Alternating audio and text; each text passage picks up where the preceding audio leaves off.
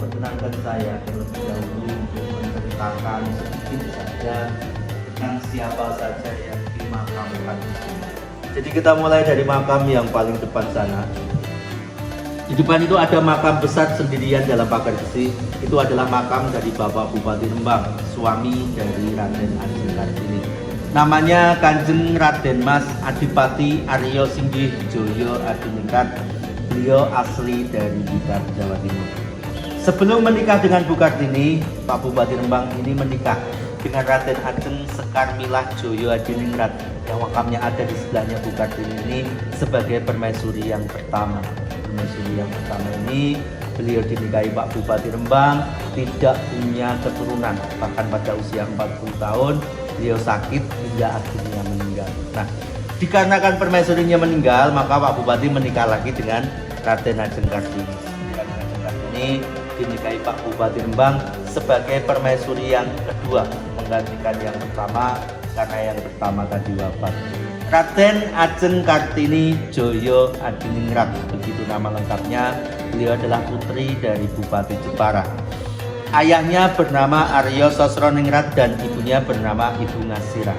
Kalau Ibu Ngasirah ini, beliau adalah putri dari Kiai Haji Matirono dan juga Ibu Haja Siti Aminah. Jadi beliau ini selain putri dari seorang bupati, beliau juga merupakan cucu dari seorang kiai.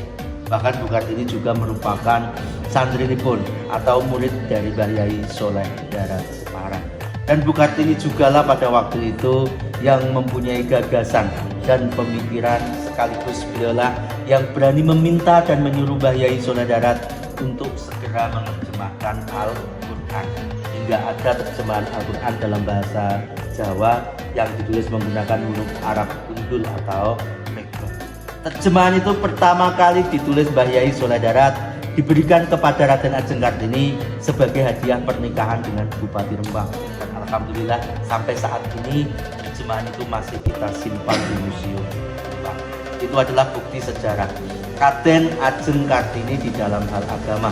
Kalau di kancah nasional, beliau juga sangat luar biasa, sehingga pada tahun 1964 Raden Ajeng Kartini ditetapkan oleh Presiden Soekarno sebagai pahlawan nasional. Raden Ajeng Kartini, beliau menikah dengan Pak Bupati Rembang hanya 10 bulan saja. Dikarenakan 10 bulan setelah menikah, beliau melahirkan, terus 4 hari kemudian beliau wafat. Jadi Raden Ajeng Kartini ini wafat usia 25 tahun 4 hari setelah melahirkan karena mengalami pendarahan. Tapi alhamdulillah putranya hidup. Putranya laki-laki diberi nama Raden Mas Susalit. Susalit itu bulan Jawa artinya susah wiwit alit. Susalit karena dan itu tidak punya ibu. Pak Susalit putranya Bu Kartini, beliau hidup hingga usia 58 tahun. Beliau dulu pensiunan tentara dengan pangkat Mayor Jenderal TNI Angkatan Darat. Pak Susalit wafat tahun 62. Dia juga dimakamkan di sini. Makamnya ada di bawah pagar besi. Di situ ada tulisannya Panglima Divisi 3. Itu Pak Susalit, satu-satunya putra dari Bu Kartini. Dia juga menikah dapat orang Tegal yang makamnya agak bening di sebelahnya itu. Putranya juga hanya satu yang di depan ini, namanya Budi Setia Susalit. Jadi secara dunia ini Bu Kartini hanya punya satu putra dan satu cucu. Ya, dia juga sudah wafat. Sebelum wafat dia juga menikah. Kemarin 2 bulan yang lalu istrinya wafat. Jadi itu ada makam baru, itu adalah cucu menantu dari Raden Ajeng Kartini. Dari pernikahannya ini dia punya putra putri 4. Jadi secara keturunan yang masih ada, Raden Ajeng Kartini masih punya buyut 4 di Jakarta. Itu adalah keturunan langsung dari Raden Ajeng Kartini. Sedangkan makam kecil yang ada di dalam pagar besi, di situ ada nama Raden Ajeng Sri Urip Joyo Adiningrat. Beliau adalah putri dari permaisuri yang ketiga Pak Bupati Rembang. Jadi setelah Bu Kartini wafat, Pak Bupati menikah lagi dengan putrinya Pak Kubuwono ke-8 Solo sebagai permaisuri yang ketiga. Dan permaisuri yang ketiga ini beliau waktu melahirkan beliau wafat bersama dengan putrinya. Ini putrinya saja yang dimakamkan di sini untuk mewakili ibunya, karena jenazah ibunya sesuai dengan adat keraton diminta kembali lagi ke Keraton Solo. Jadi Pak Bupati Rembang punya 3 permaisuri di dalam pagar besi ini. Yang tengah yang pertama, Bu Kartini yang kedua, cuma yang ketiga diwakili oleh putri. Sedangkan makam yang lainnya ini semua makam anak cucu Pak Bupati Rembang, tapi dari istri selain-selainnya. Karena Pak Bupati Rembang ini selain permaisuri 3 yang saya ceritakan, beliau juga punya selain. Jadi secara keseluruhan ini Pak Bupati Rembang istrinya hanya ada 7 saja, dengan putra-putri kurang lebih sekitar 9. Jadi mungkin hanya itu yang bisa saya sampaikan. Sekali lagi saya mewakili dari ahli waris keluarga besar almarhumah Kartini Joya Diningrat mengucapkan banyak-banyak terima kasih atas doa panjenengan semuanya.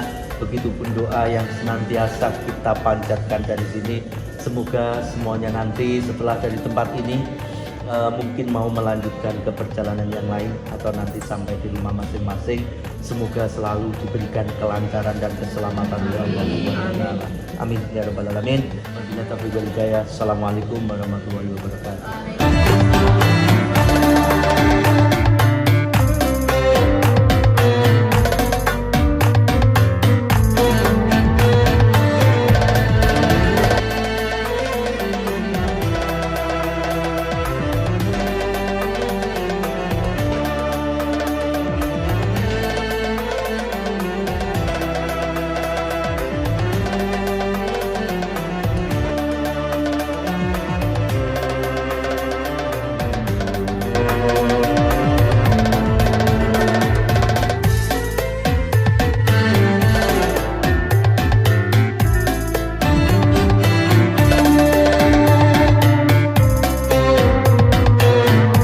Kami ibu-ibu dari PKK RT 2 RW 1. Yes!